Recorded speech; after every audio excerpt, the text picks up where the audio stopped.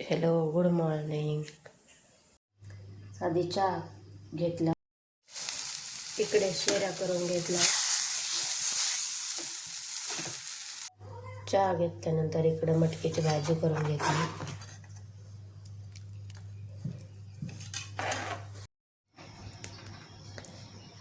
इकडे चुलीवरती भाकरी करून घेतली. आज मुलांना सुट्टी होती, मग निवांत चुलीवरती भाकरी केली.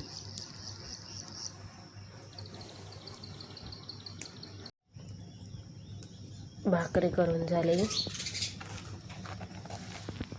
किती छान असे भाकरी झाली. इकडे हरभरे रात्री भिजू घातले होते, ते वाळायला टाकत होते.